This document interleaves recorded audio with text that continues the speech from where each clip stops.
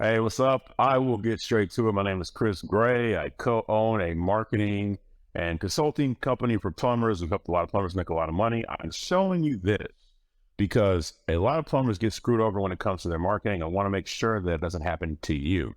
So this is why your website is not getting as many phone calls as you would like. This is actually part two of a three-part series. And the reason I'm doing this is because we have a new client. And long story short, I was looking at his conversion, meaning from the amount of people who go to his website who calls. Those calls are what we call conversions.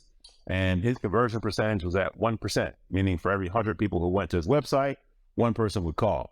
His conversion should be at least 2 to 5%, and you want it closer to 5 or above, obviously, which means for every 100 people who go to his website, 2 to 5 people will call. He was only getting one person to call. We did some small tweaks to his website. We didn't even overhaul it. We're in the process of overhauling that website, but that takes time.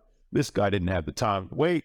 So we made a few tweaks, and his website went from a 1% conversion to a 3% conversion. So why did that happen? Well, when people come to your website, they are subconsciously asking themselves three questions. They want to know, are you local? Are you affordable? Can I trust you? For the purpose of this video, we're going to talk about trust.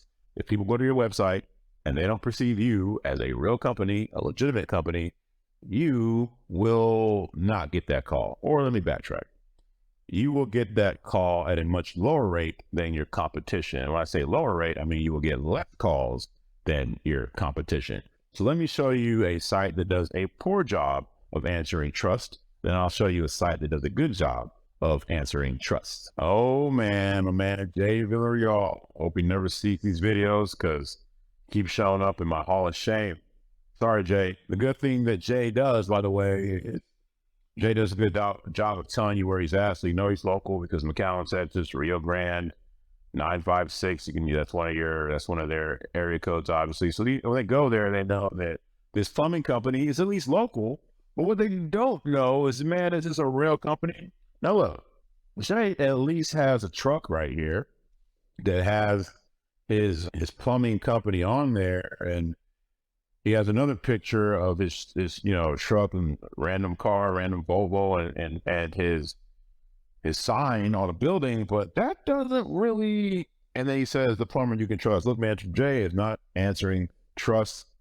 He's trying to answer it. He's trying to, but he's not doing a very good job. And I'll show you what a good job looks like here. It's relatively simple because guys, when they come to your website, these three questions they're asking themselves, and they're not happening consciously. These are subconscious questions they're asking themselves. So you just got to address it really quick, and then you're okay. It doesn't take a lot of work. But I would say that Jay's ability or his stab at answering that truck question right here didn't go very well because if anything, I mean, first of all, you don't know who's coming to your house. You don't see a real person on here. I see a hand in the background of this blue. I see a body in the background of this blue. You never see a face.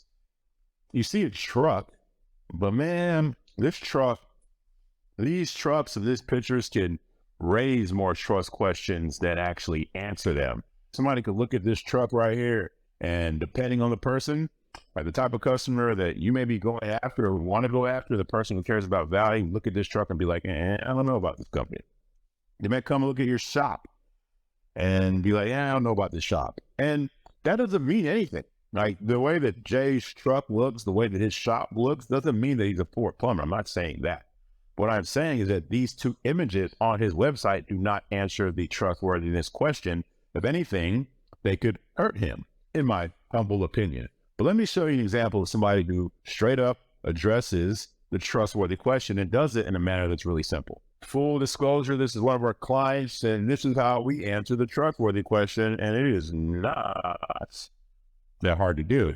First thing is first, is it's a good-looking website. That's number one. If they go to your website and like, look at, how does this website feel? Just look at this and then look at this. And how do you feel? Just going back and forth.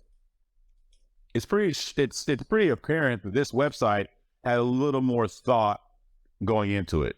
A little more, I guess, money at the end of the day. This is a better looking site. So if you have a good looking site that loads fast, that helps with trustworthiness. If you have a site that just blah, or looks like you did it, or it looks like you could have done it yourself, even though you hired somebody, that's not going to help with your trustworthiness. They come to your website, that's a reflection of you. And if it looks like it's poorly done, then they will think that you have poor service. What we do have here that really helps, the first thing is this, is a real person. And not just any person in this case, this is the president of the company. Now look, you could have anybody on here. It could be just a regular plumber. It could be a guy it doesn't matter. It could be a helper. It could be a journeyman. It could be a master. Ideally, if it's somebody who has authority, whether if you had a manager, general manager, owner, that really helps a lot. But in this case, you have the president, who's the owner, looking at you. He's not just here on the site. If we had him, Mr. Dustin here, if we had this guy looking off this way, to my right, or looking off to my left, that would hurt trustworthiness as well. What do you trust about people? You trust people who could look you into the eyes, look right at you. So when you have the person on your website, whoever you choose, have them looking at the customer. That's number one. Sounds basic, but it's powerful. It really helps or hurts conversions depending on how you do this. And then one more thing with trustworthiness that helps. It's going to seem ridiculous because it is, but it works.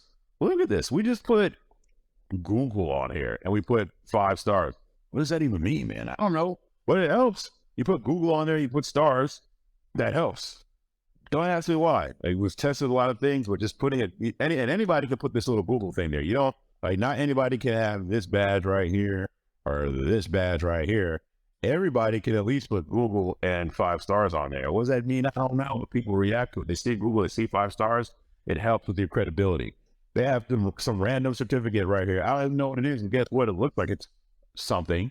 When the potential customer comes to this website, they don't know what the heck this means, and they're not going to read it, but they see a badge, and this badge looks like something official. Like you won something here, or you have some kind of certification or whatever it is, and they keep moving.